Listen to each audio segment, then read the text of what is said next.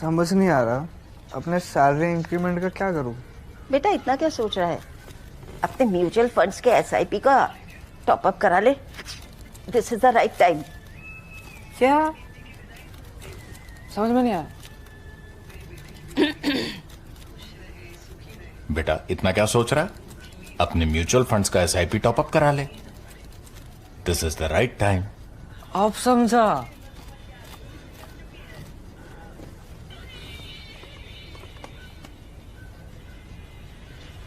Mutual fund investments are subject to market risks.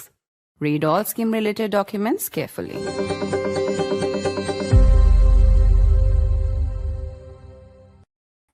As if there weren't enough shockwaves in geopolitics these days, comes another one, at least in strategic circles.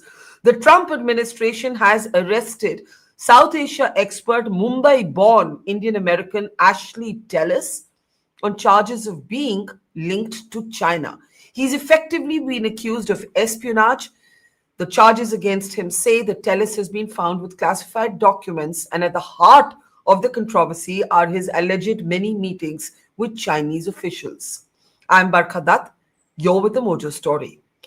Strategic circles do not know what to make of this latest dramatic headline. Ashley Tellis, whose latest and most recent columns on the Indo-US relationship were accusing India of harboring great power delusions and urging India to pick a side instead of its multipolar pursuit of the world, has been arrested. And he's been arrested on allegations of effectively being a spook. They haven't used the word, but it's a clear espionage charge, a China asset. The charges against Ashley Tellis, who was born in Mumbai, has been a prominent voice in strategic circles, holds a Tata chair at the Carnegie Endowment, has been a key negotiator when the Indo-US nuclear deal was being hammered out. The charges say that he was found in possession of 1,000 top secret files, and some of these files were stuffed into trash bags at his residence. The charges also say that Ashley Tellis, who's clearly been under surveillance, was spotted carrying a manila envelope to a dinner meeting with Chinese officials. In other words, he's being linked to China through the lens of espionage. Nobody knows quite what to make of this. As I mentioned, his columns on Indo-US relations have been oft-cited, fiercely debated. He has accused India of harboring great power delusions. That was the title of his most recent column, one of his most recent columns in Foreign Affairs. So that's one part of the news we're looking at today.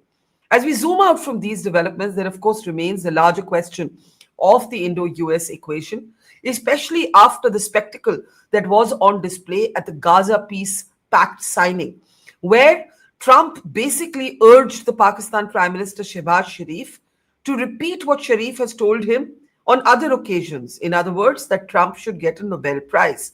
Shehbaz Sharif obliged happily, even as there are riots in major Pakistani cities protesting the support by the Sharif and Munir regime for the Gaza Pact plan. As we speak, Pakistan has another headache, the challenge from Afghan forces. The Afghan-Pakistan military battle along the Durand line that had quietened down has erupted again. In fact, in the recent few minutes, we are getting reports of explosions seen once again over the skies of Kabul, pointing to the possibility of a second airstrike by Pakistan. This, as the Taliban fights with all that it has and fights fiercely, releasing the kind of images that you see on your screen. All of this is coinciding with the visit of the Taliban Foreign Minister Motaki to India, a visit that has had its own share of debate, controversies, and headlines, including a first press conference that barred women, a second press conference that included them, and then, of course, the much talked about and much debated visit to Deoband that has seen certain liberal Muslim intellectuals criticizing the engagement along with members of the opposition, and others arguing that this engagement was absolutely necessary from a security lens.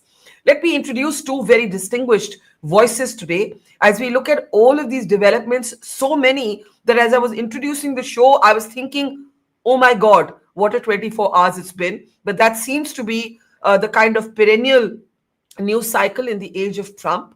I'll start with you. Let me first introduce our guests. Veteran diplomat Ambassador Vivek Karju is with us. Good to see you, sir. And also joining us from the United States today is veteran journalist, columnist Chidanand Rajghatta. I'll start with you, Chidanand, because you're there at the epicenter of this latest twist in the Trumpian universe that we inhabit. The Trump administration has arrested Ashley Tellis. All of us who cover foreign affairs have at one point or the other interviewed Ashley Tellis, read his columns, whether agreed or disagreed with them. And as I was saying, his recent column in Foreign Affairs has actually been arguing that India is making a mistake, that this multipolar pursuit, what we call strategic autonomy, isn't going to work. He's also said that India has illusions or delusions of power.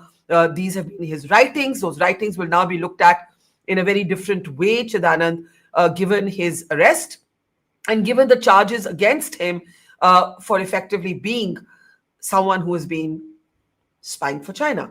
That's the charge. I want you to tell us everything you know. It's such a startling story. It's only unfolded in the last few hours. What do we know so far? Hi, Barkha. Thank you for having me. So Ashley Tellis is, a Mumbai-born, naturalized U.S. citizen. He's been a very familiar face on the think tank circuit for at least 25 years, 30 years. Works with the Carnegie Endowment and very respected in the think tank circles. I read the affidavit. It's a 10-page affidavit filed with the FBI very carefully. So a couple of things we need to be clear. One is there's no direct charge of espionage or treason or anything like that. At best, from what I could see, he's accused of accessing classified top secret documents. But also carrying a manila envelope to dinner with the Chinese. What is it? That comes a little later. So first of all, let's remember he has top secret clearance. As a former employee of the State Department, he worked with the National Security Council during the Bush administration. He worked with Ambassador Blackwell when Blackwell was posted to India. So he's been a Washington insider for many years. And there's a little gray area on, what you're allowed to take home, what kind of clearance, and what kind of document. And some of the documents he has access seem fairly serious. It's about, air capability of the United States vis-a-vis China, and so on. The thing is, so they say they found, by the way, not 1,000 documents, but 1,000 pages.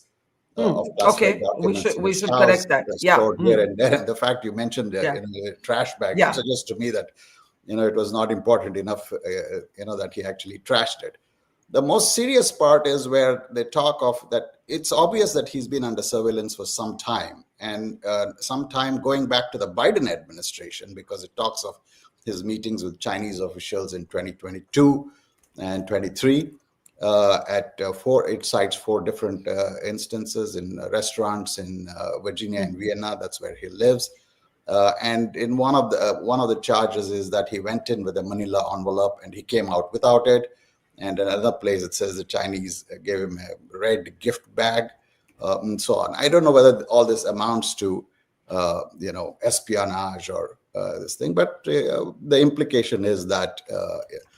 But you also have to context it with his writing, which actually is decidedly anti-China. So it just doesn't square that, he's being accused of espionage or spying for China. But all his writing, most of his writing, if you look, is aimed at cajoling US and India to come to get closer. And in fact, the piece you mentioned, Great Power Delusions, makes a very strong argument. He says India is not strong enough on its own. It exaggerates its own capability, and therefore it has to tie up with the United States to combat China. So all this to me doesn't square with, his spying for China line of thinking. But nevertheless, it is a serious, charge. Can I ask you one more question before I come to Ambassador Karju, who may or may not want to weigh in on this issue because the facts and the details are so hazy. I take the point that, it's not that someone has said you're a spy, but he's been arrested, and the insinuation, let's say the insinuation and the innuendo is that he's been seen dining with the Chinese. He's been carrying these envelopes to the Chinese dinners. He has these 1,000 pages. Some of them were stuffed into his cabinet, some of them into trash bags. Thank you for correcting us. Not 1,000 files, but 1,000 secret pages that he should not have been, that should not have existed in his residence. Correct. My question to you is this. He's not a Trump critic. He's been a Pentagon consultant. He's been an advisor to the State Department. He has in the past been an employee of the State Department. So he's not some Washington outsider or critic to Trump, where the Trump administration is showing its vendetta, as we may have, thought about somebody else, right? Yeah. He's very much actually spoken up for the expectations of America from India. That is what his recent writings have all been about. Hence, how do we understand this arrest and this action? So, like I said, this surveillance and tracking of Ashley spans at least two administrations. It goes back 2022. But let me tell you this: handling classified documents or mishandling classified documents is a Washington disease. Let me give you two other names, which come to mind of people who done this. One is Donald J. Trump. The other is Joseph Biden. Okay, both of them. Trump took documents to Mar-a-Lago. It was in his bathroom, yada, yada, yada. In Biden's case, actually, Biden's own attorneys found classified documents which he was not supposed to take to Delaware. But the two more relevant cases are, if you remember, Sandy Berger was the national security advisor during the Clinton administration. Sandy Berger actually went on trial for, possessing classified documents. If I remember correctly, he actually got a 2-year suspended prison sentence. He was put on probation and community service.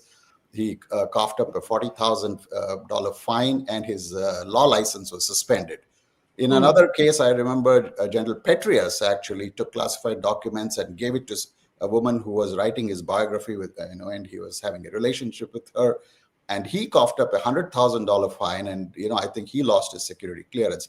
This has happened a few times in Washington, D.C. Whether it's tantamount, obviously the primary charge is that he took home, classified documents, this thing. The bit about spying for China, at first glance, it seems a bit of a stretch, but we don't know what else, what other evidence FBI has and what they'll produce during the trial. But this has happened before, not to minimize it. It has happened before.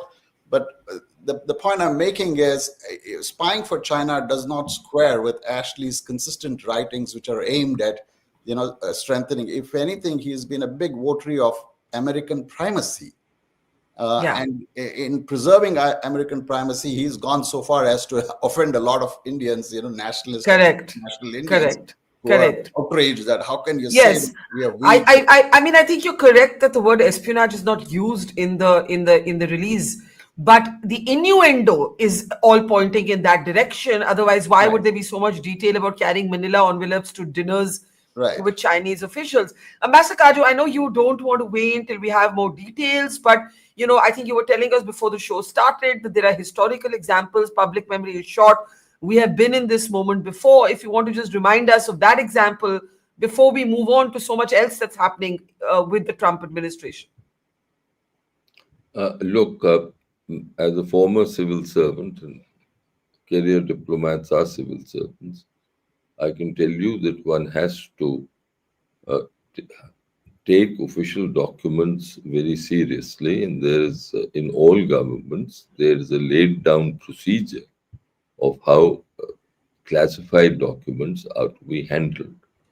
In some cases, while you are in office, classified documents can come to an official or a minister's home and his home office, and he can read them, and then they go back safely to where they are, to their repository.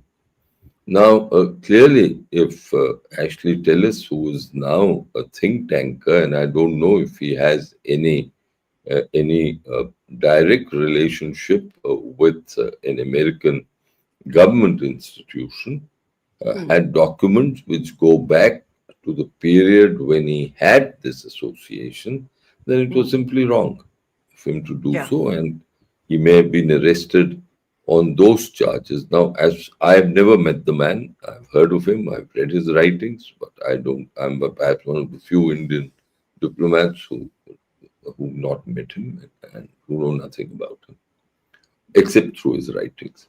But I am reminded that Robin Raffel, who was, of course, once posted in India and then was Assistant Secretary of State during the Clinton years and was a Clinton groupie, was also charged some time ago by the FBI for possessing documents that she should not have been possessing after she left office. And that matter went on for a few years till finally it was closed. And now the last point here is that it's very sketchy, all this talk of his contacts, Ashley Tellis's contacts with China. After all, think tankers, I imagine, and Chidanand can correct me if I'm wrong, but my memory goes back to 85 to 88 when I served in Washington as first secretary, and I see that think tankers met diplomats all the time. And these were free exchanges, and think tankers were careful to preserve their integrity, as were diplomats. And let me leave it at that, because this is an investigation. It's a preliminary stage, but clearly, if it was going on since 2022, then the Americans would have pursued it seems, the FBI with some vigor, and we'll just have to wait and see what emerges as time passes in this case. Absolutely. And in Robin Raphael's case, as you mentioned, the charges were dropped eventually, but it took 2 years. But in the other case of Sandy Berger, there was 2 years of probation, 100 hours of community service, and a $50,000 fine. Chidanand, very quickly before we move on, has there been any response from Carnegie, from Ashley Tellis, from anyone around him, from those close to him? I mean, we should allow for that perspective as well, if there has been any response. Right. No, not so far. I haven't heard anything from Carnegie. I reached out to Ashley. I haven't heard back. But, in the think tank community in Washington, there's a sense of shock. And I know of at least 2 think tankers who have expressed, respect and for him, and hope the process works out. But in general, I can tell you that there's absolute shock. And there's also this sense of, how do I put it? A sense of siege, because like Ambassador Kachu said, think tankers, and particularly those who navigate, or there's a revolving door between the administration and think tanks. So Ashley was part of the administration. I think he's still listed as a contractor with the Defense Department. There are a lot of exchanges. People meet diplomats all the time, think tank and diplomats, sometimes come to think tanks, or seconded, or do, fellowships. So the sense that, this kind of thing will dampen any exchanges and contacts, that feeling has now started to, spread. Although, like I said, I mentioned 2 incidents, Ambassador Kachu added, Robin Raphael. These things have happened before. So we don't know how serious this is. I think one should not prejudge. I see a lot of, social media lynch mob already after Ashley, simply because he took a stand that India is not yet powerful enough to, do it on its own, and that American primacy is best preserved in partnership with India to contain China. So his writings have obviously rankled a lot of people, but I just see it as, a social media lynch mob, which is forever ready to prejudge or, jump to conclusions. Fair enough. I think we have to, as I say, watch this space. There's a lot we still don't know, and we have to see how this set of charges evolve. Let's actually zoom out, because as I said, there's so much else happening. And I want to come to Ambassador Kaju. The day before Mutaki was to come to India, you made 2 points on this program. You said that this engagement was long overdue, and that you hoped that an embassy status would be announced for India in Afghanistan, in Kabul. That has happened. We've also seen this visit attract all kinds of debate. One, a controversy over women not being invited for the first press conference, fierce backlash. And then this is the press conference. He not just has to invite women, women go as they do, as we do in India, dressed in the way that we choose. None of the Afghan diktats can apply here. But his visit to Deoband, Ambassador Karju, has attracted even more debate.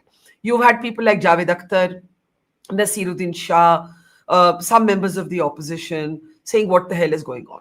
Why is he being lionized? Why is India doing this? And so on. Now, we may know the reasons, but how do you look at the visit so far? And I want to bring up the images of his Deoband visit, because in particular there, he's being received like a hero.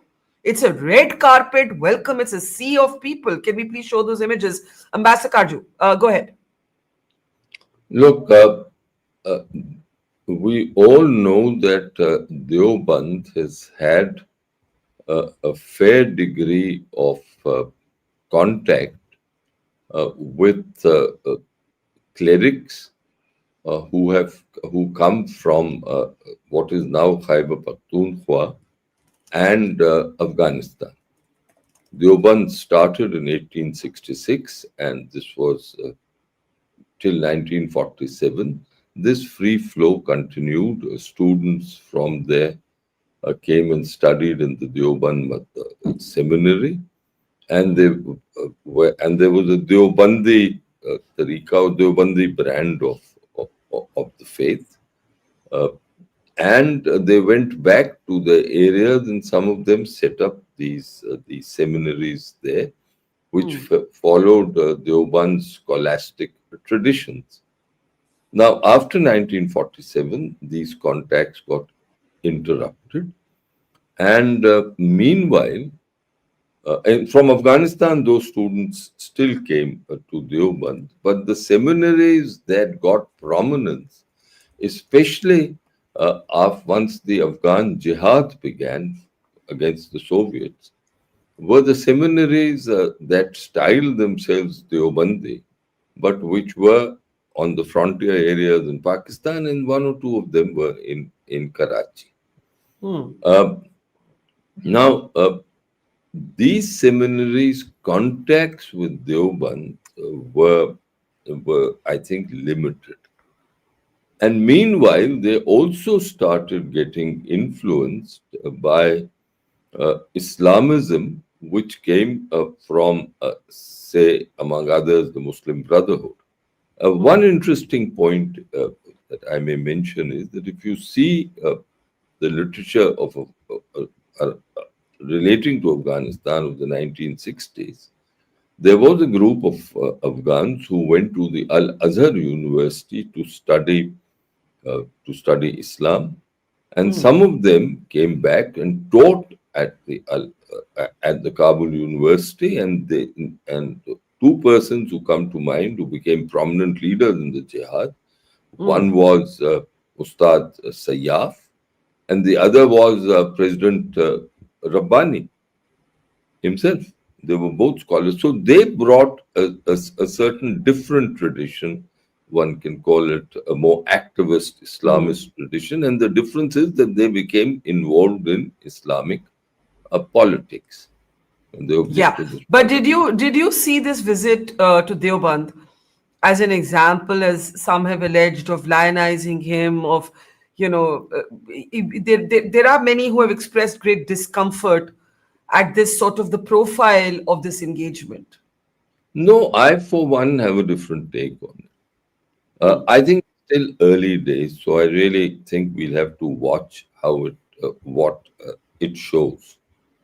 As far as lionizing is concerned, he comes from Afghanistan. I think the people in Deoband would be mindful of the fact that the Afghan Taliban took on the might of the United States and frankly inflicted a strategic defeat on them with Pakistan. It's a different matter, and it's particularly ironical that Pakistan had the same people, the Afghan Taliban, at odds with another. But what I want to examine, and this is the point I'm trying to make. So, as far as lionizing is concerned, I think there was also an element of curiosity in seeing it. Yeah. These different factors, and I, for one, don't place much emphasis. If you permit me to say, in Hindi, Hindustan में तो किसी भी meeting में लाखों आदमी आ जाते हैं, तो उसमें तो कोई ऐसी बड़ी बात नहीं. नहीं, ये interesting था, because from FICCI Chambers of Commerce to Deoband, Motaki has been everywhere except to the Taj Mahal, which he was meant to go to, and then that got cancelled because he decided to hold this press conference on the 12th. Correct. Which I think is very significant. Which is very significant because I'm sure he would have got approval from at least Mullah Hassan Akhund, the Prime Minister, and who in turn would have got through to the Supremo, Mullah Hebatullah, and who would have said, if women want to come, let them come. But and he batted on the front foot, and I think he showed a certain skill. You may agree or disagree. Some people have said that he was lying. He was saying things that were not true about the status of women in Afghanistan, but that's a different issue. But he was willing to meet them. So it shows that that if there's an upsurge of opinion, the Taliban too reacts, unlike what they did in the 1990s. But the point I want to make is this, that what I will be observing is to see if the Taliban leadership, the Kandhari leadership, which has had contact with Akora Khatak and these institutions, whether they now want a greater contact with Deoband. Because Deoband represents, in one sense, Deoband has different streams, but one of the principal streams is the more quietist tradition. Yeah. And sorry, so that is what I'll be interested in. Before Chidanand adds to that, I want to play out Motaki's statement on his Deoband visit. But I also want to sort of talk a little bit about how, of course, there is messaging to Pakistan. There's a full-blown military skirmish taking place between Pakistan and Afghanistan as we speak. But there's also some messaging, Chidanand, for Donald Trump. Trump has been lately obsessed with the Bagram airbase, and India and Taliban and China and Russia, and by the way, Pakistan, are on the same side against this. The images you see on your screen in the meantime are images of the border battle that is unfolding once again between Pakistan and Afghanistan. But before we come to all of that, let's play out for you what Taliban FM Motaki said on his visit to Deoband and about his visit to India in general. Take a look. मतलब ये है कि इतना देरीना ताल्लुक है और हजरत शेखुल-हिंद साहब का जो अरमान थे वो इस्लामी निज़ाम थे जी, काश वो जिंदा था ताकि वो आपने आंखों से देखा कि अभी अफगानिस्तान में इस्लामी निज़ाम है। वो किताबें जो यहाँ पे उलमा पढ़ते हैं, तदरीस करते हैं, अल्हम्दुलिल्लाह वो उधर अमली नाफिज हो चुका है। तो हम इस पर मेरे लिए बहुत खुशी का मकाम है कि अफगानिस्तान और मुसलमानान हिंदुस्तान और खुसूसन उलमाए देवबंद के साथ इतना पक्का और इतना देरीना और इतना गहरा ताल्लुक है। अल्लाह ताला इसमें और भी बरकत डाले। So he is basically saying there that he's very happy about this deep relationship or engagement with the Muslims of Hindustan, the ulemas of Deoband, India in general, and so on.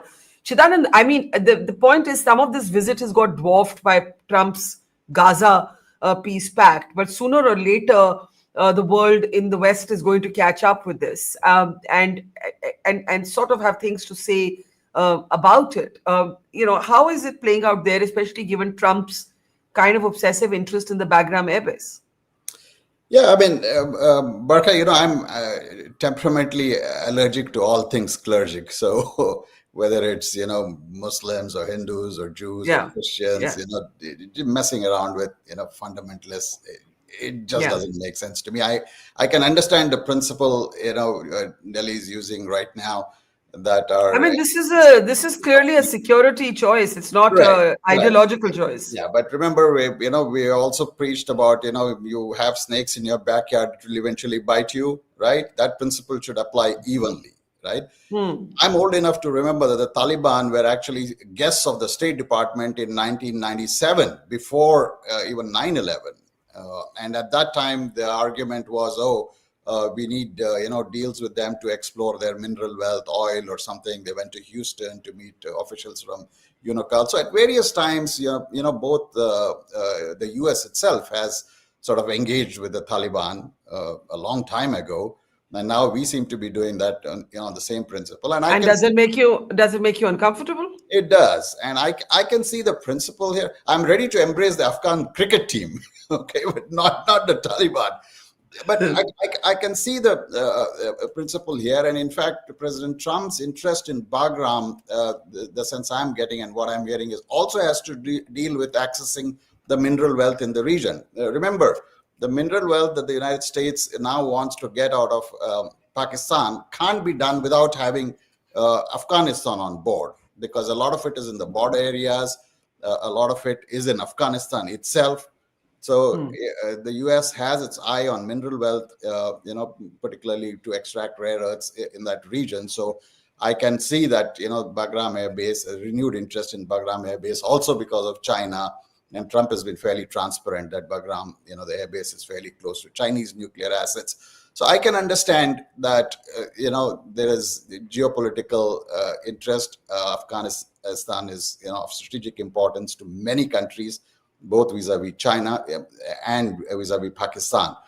But like I said, these are the same people. Have they reformed? No.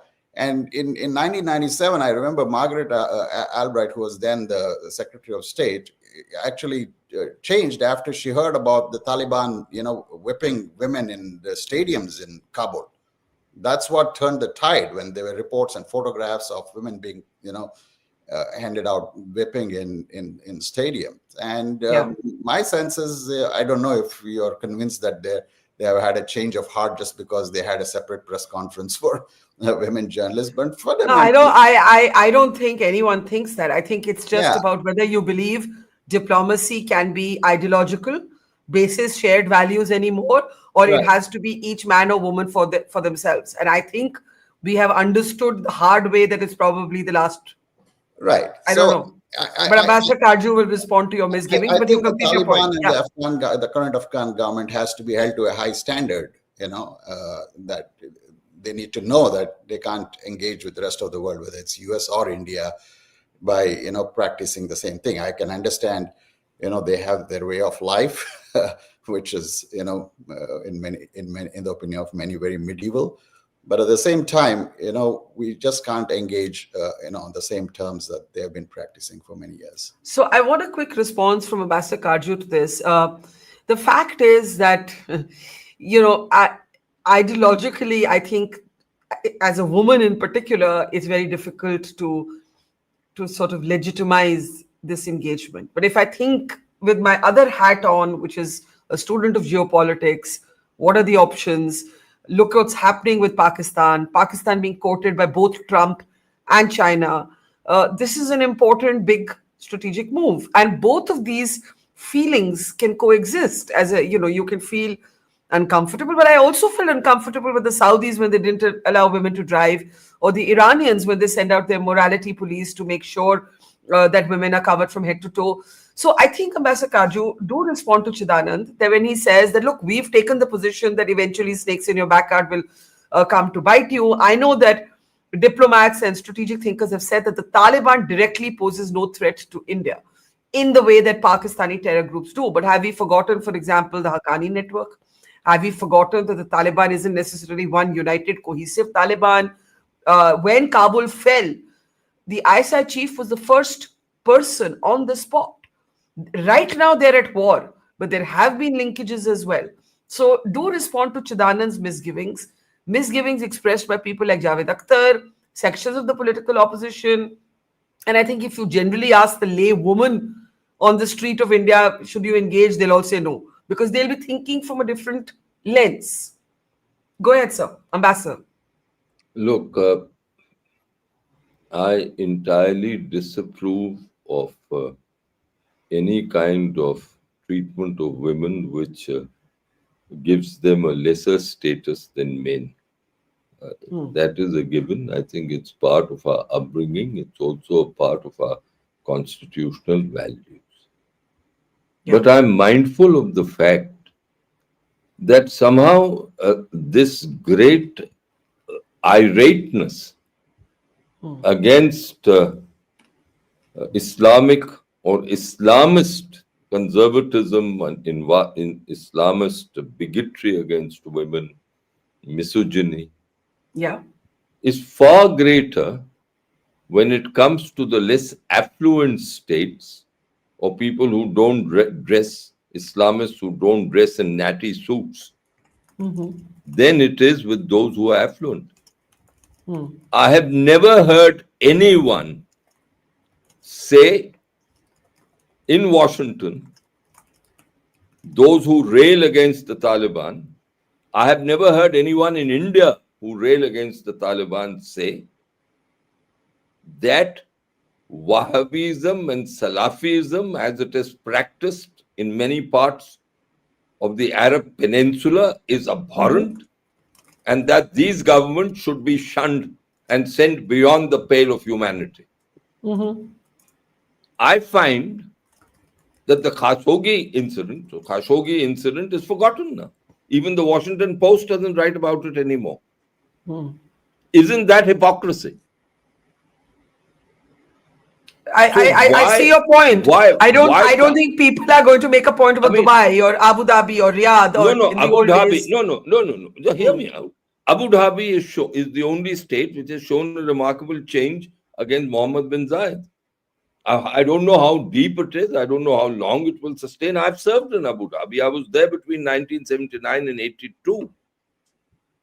And if you had then asked me that will there be a day when there'll be temples there, gurudwaras there, openly, like Mohammed bin Zayed has allowed, I would have said, I don't think that time will come in my lifetime. But it has. But has the same thing been in Saudi Arabia? Are women allowed to move? They've been allowed to drive, but are they allowed to move around freely without a mahram? So what are we talking about? Just because these guys dress in these clothes that seem strange and they don't wear natty suits, sorry to use that term again, they are pillared. But the Saudi diplomat, whose thinking is as conservative when it comes to women, he's not. Why? I think that is the question that all of us must ask ourselves. Is it linked to prosperity? I don't know. Second, of course, there's a security concern for us.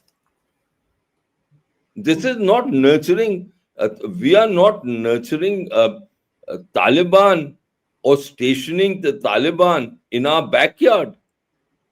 There won't be any group of the Afghan Taliban here in India.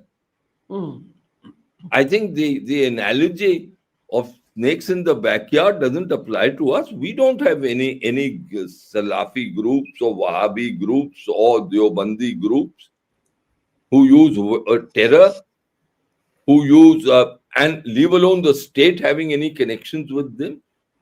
We've ruled out that option, even though the Pakistanis have persisted with this for at least 3.5 decades. So, if we are, and I'm the first one, Barkha, who argued that we must open up and talk with the Taliban. I did so in an article in February of 2017 in a national daily. And ever since then, I've been arguing the same thing. Why? Because I saw that the Afghan Republic was not holding, and that the Americans were getting tired, and that the Afghan Taliban would come.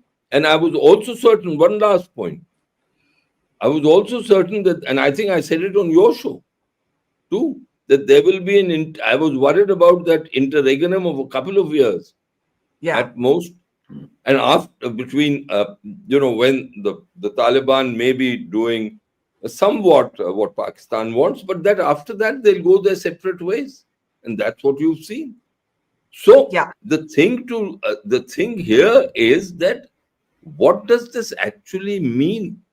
It means that he's gone to Deoband. He says, yes, we have a theological connect. And we are very happy that we've been allowed that theological connect, and we'll continue with that theological connect.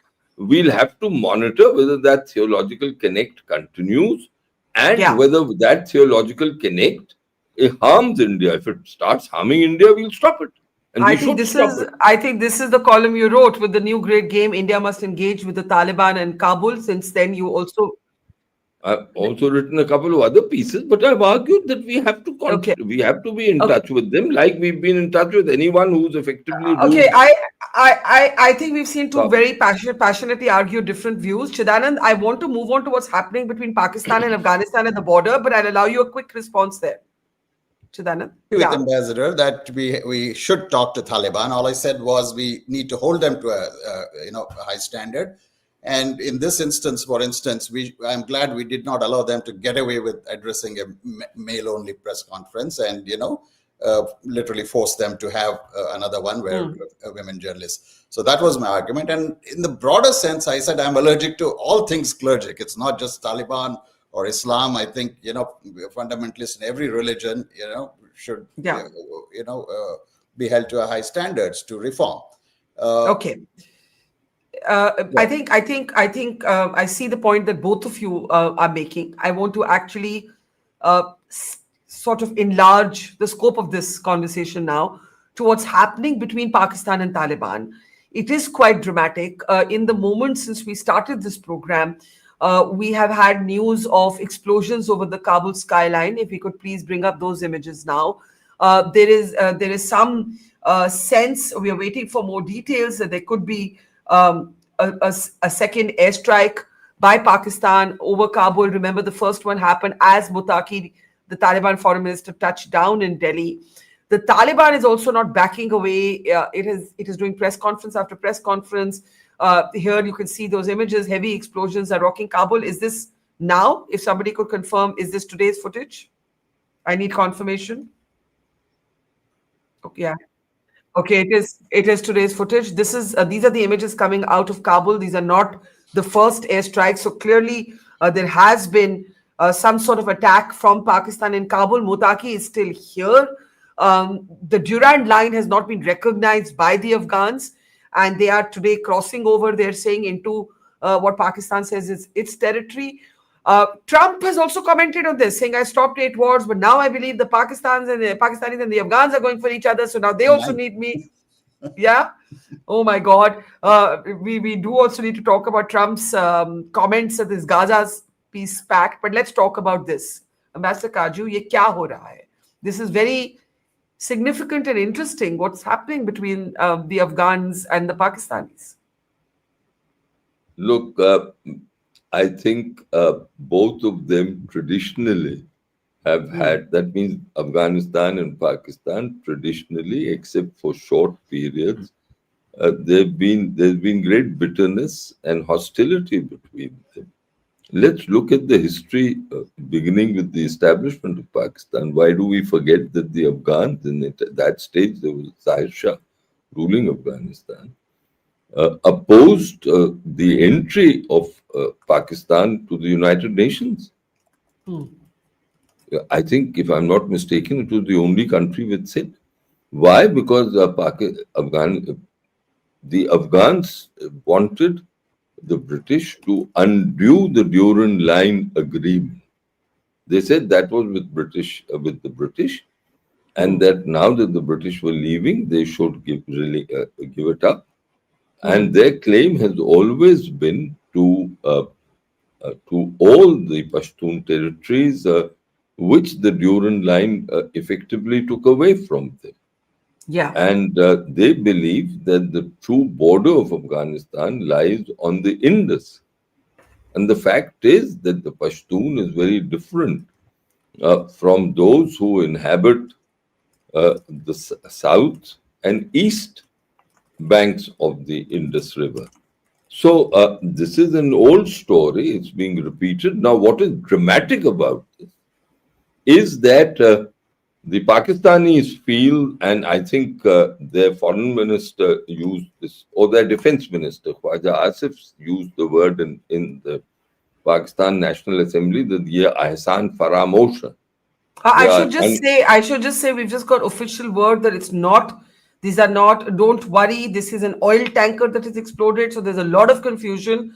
I've just got this update, so I'm giving it, but do carry on. Do carry on, Ambassador Karju. Yeah.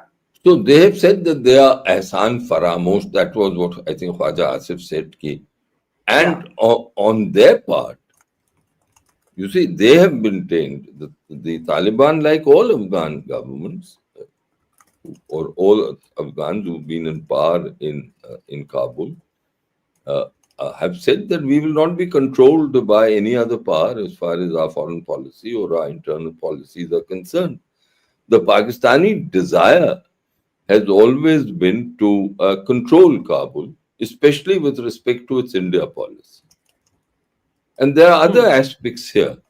The Pakistanis want that gratitude should be shown by the Afghan Taliban by putting reins over the TTP. Yeah. And they forget that the TTP is kin of the Afghan Taliban and that they'll never do that. But mainly, I think they are totally enraged with the Taliban for allowing Mutaqi to come here so openly and for so long, and for going to Deoband and for meeting Jaishankar, and that India will again begin an embassy and intensify its assistance program. So they are seeing that the investment of 25 years in the Taliban is coming to naught. As an old diplomat, I find that deliciously ironic, and I used to occasionally tell my Pakistani friends कि भैया अभी तो तुमने कुछ देखा ही नहीं है, आगे आके देखो क्या होता है क्या. Well, in the meantime, let me, before I give Chidanand a final word, Pakistan is enraged that Mutaqi came to India, was received in the way that he was, met all of the officials of the government. But in the meantime, Trump, and I want to play this clip again, Trump did many odd things, and that's putting it in a very restrained way, at the signing of the Gaza Pact. He snubbed UK Prime Minister Starmer. He very patronizingly decided to tell Italy's leader Meloni that she was very beautiful, and then said, oh, in America you could lose your job for this, but he was going to take his chances. And then he literally urged Shehbaz Sharif, and by the way, he didn't allow Starmer to speak at the podium, but he allowed Sharif to speak, because he was prompting him and saying, Dobara bolo, say it again, what you said about me, I should get a Nobel. I just want to play that clip out and then come back to what's going on between Pakistan and Trump in our closing comments. Let's take a look at that clip. Prime Minister Sharif of Pakistan, and also I have to say my favorite field marshal from Pakistan, who's not here, but the Prime Minister is here, and you're going to give his regards. Where are you? There you were. Thank you, brother. Do you want to say what you said to me the other day? And Tim, would you like to say what you said? Peace has been achieved after untiring efforts. Efforts led by President Trump, who is genuinely a man of peace, who has relentlessly and untiringly worked throughout these months, day in and day out, to make this world a place to live with peace and prosperity. I don't know how Shehbaz Sharif is going to go back home, where the TLP is on the streets in protest against this. In the meantime, in news just in, Afghanistan and Pakistan have agreed for a temporary ceasefire only for 48 hours, starting at 6 p.m. Well, 6 p.m. in Pakistan time means it started already. Chidanand and Ambassador Karju, what is going on between Pakistan and America? Like, what was this moment? How do we understand it? He also called Asim Munir his favorite field marshal.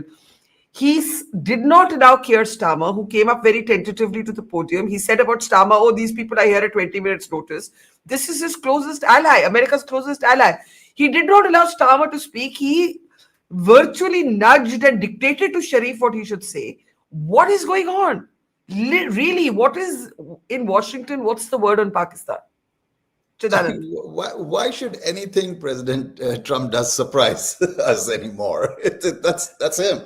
Look, Yeah, I mean, it's very obvious. Actually, on the flight back on Air Force One, when he spoke to reporters, I heard him say he's already started his Nobel campaign for 2026. correct. And he himself said, look, I was too late for 2025 because a lot of this Gaza Middle East thing happened after the nomination, yada, yada, yada. So he's started his 26th campaign already. But on a more serious note, I mean, obviously, I think we now know the story that, the courting of Pakistan, a lot of it has to do with rare earths and accessing rare earths, because this is a serious problem. I mean, I looked into it some depth yesterday, and it's astonishing how the United States has let go. The United States was the lead country in refining rare earths in the 1990s, and like so much else, they let it go. They were asleep on the watch, and the Chinese literally took it away from them in between 2000 and 2010. So they're trying to get it back. And, from everything I understand, I don't think anyone's told him that it takes years to refine, rare earth minerals and ores into rare earth elements. It's a very long and very laborious process. And the reason US lost it was because there were so many environmental implications and regulations. But yeah, I mean, right now, Pakistan is flavor simply because, Field Marshal Munir and Shahbaz Sharif brought a box full of rare earth ores and showed it to him. I don't think anyone's told him yet that there's a long process.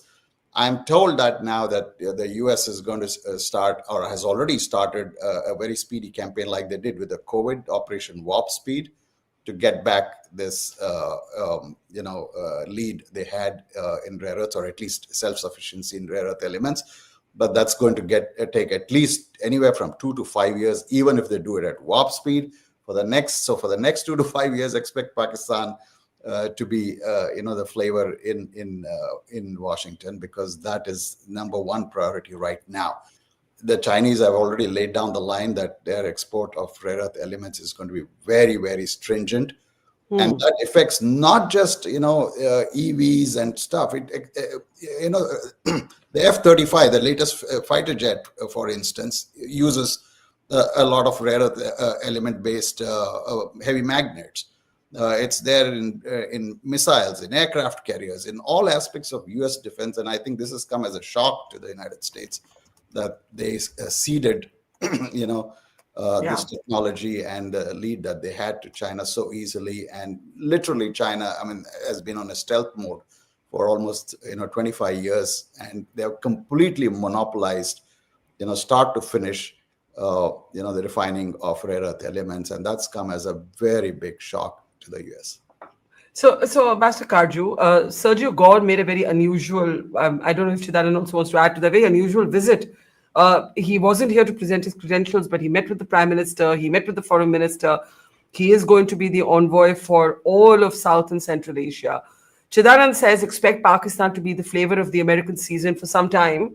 And I think a lot of our Afghan strategy has also been maybe necessitated by the fact that we cannot not be a participant in the larger play of security in South Asia.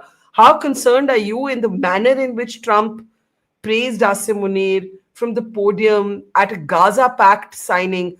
Prime Minister Modi chose not to go, and in retrospect, everybody says, thank God.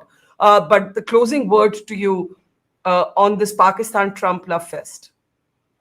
Look, I'm conscious of a few factors. The first is that I think on rare earths, I agree with what Chidanand said, and I think that's a factor, a very important factor in the US-Pakistan relationship. The second is that strategically, I think the Pakistanis the Americans have more or less made it clear that India's western neighborhood, they would like the Pakistanis to play a primary role.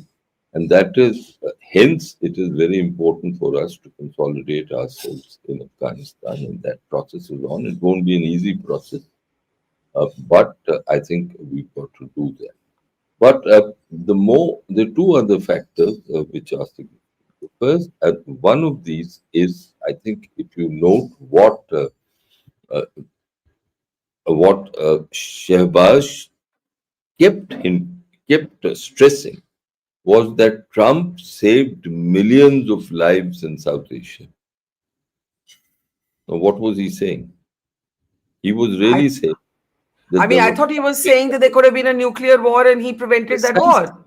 Precisely that, and that is something that we've denied all through and correctly, because there was no signaling from Pakistan about nuclear assets being used. So there, I think we were on firm footing, but he said it 40 times, and as is being rightly said by that this is start of a campaign, and he would consider us to be, I won't use the word inimical to his campaign, but at least cold to his campaign. So that is something significant. The more interesting part, let me say, I won't say more interesting, but equally interesting for me, is that till now the Pakistanis have traditionally been capable of and successful in juggling their relationship with China, with the United States. Now, will it become a little more difficult for them? That's a very interesting question, Chidana. Very quickly, to end where we began, Ashley Tellis had been arguing that India's multipolar, I think one of his columns was called Multipolar Polar World, Bipolar Reality, or something like that, but basically pick a side. What about Pakistan? Pakistan is literally funded by the Chinese, has a pact with the Saudis, and is now courting the Americans. I mean, as Ambassador Kaju is saying, will it have to pick a side, or does this work for now? Like, because Trump, who wanted a deal with the Chinese, right now isn't in that mind space. Right now, things have soured. So how's that being seen? Well, basically, President Trump would like a deal with every country on the planet on U.S. terms. I mean, it's as simple as that. Some countries recognize it and try and accommodate it, and some countries don't. A lot of Ashley's writing, by the way, on U.S., India, and China predate this latest development on the rare earths front, and Pakistan coming back into favor. Look, the fact is, Ashley made an argument that India is not strong enough; it can't do it on its own, and therefore has to team up, with the United States to counter China. And there was a lot of pushback. By the way, there's a very interesting exchange between Ashley Tellis and Lisa Curtis on one hand, and then Nirupama Rao and Dhruva Jaishankar on the other, who presented India's viewpoint that we have to be multipolar and we have to multi-align simply because that is in our nature, that is also in our interest. After all, it's easy for the United States, to say, to beat up China or, take an antagonistic stand. But China is our neighbor, and we have a billion people 1.5 billion on either side have to coexist. So we can't exactly, toe the US line on China. So yeah, I mean, it's a complex situation, and Pakistan, in fact, was marginal in that whole conversation. But I mean, there were plenty of people who disagreed with Ashley, but it was a very healthy debate, and I didn't see get any sense that he was shilling for China. So I just wanted to sort of end where we began. That Ambassador Kaju made this interesting point that Pakistan is now going to have to make a choice, and that's the point that Tellis was making. You're not saying that, Ambassador Kaju? You're not saying that? Well, just that they juggled it in the past. Let's see what they do now. Okay, fair enough. Chidaran, sorry, you want to finish your sentence? Yeah, I was saying the same thing. Just as India doesn't have to make a choice. I mean, there's no binary here.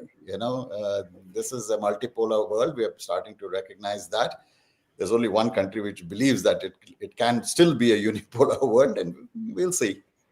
Well, we are. One thing Trump has demonstrated is that much as we may find him hilarious when we are not sort of, rolling our eyes in disbelief, his choices have consequences. His actions have consequences. They have certainly caused, I would say, a deep sort of reset in India's strategic doctrine, even if not spelt out. I think we've also understood, I think Ambassador Kaju was reminding us of this the other day, that nothing is permanent anymore in geopolitics. The Taliban that was a pariah 4 years ago in one context, today for security reasons is not a pariah. This could change all over again in the next 3 years. And, countries have to be much more agile. We're living in extremely volatile and turbulent times. Thank you, gentlemen, for helping us make sense of some of that turbulence. Ambassador Kaju, Shazad and Rajghata, thank you for your time. Really appreciate it. Thank you very much. And the Afghanistan-Pakistan ceasefire has now been officially announced. Let's see how long that lasts. 48 hours to begin with, we're told. So yes, the news does continue relentlessly. We live in extremely, extremely volatile times, as I was saying. But thank you nevertheless, and see you soon. Thank you. It's great to see you here. Thank you for watching our work. If you haven't subscribed yet, don't forget to click the bell icon and subscribe to Mojo Story and support independent, robust journalism.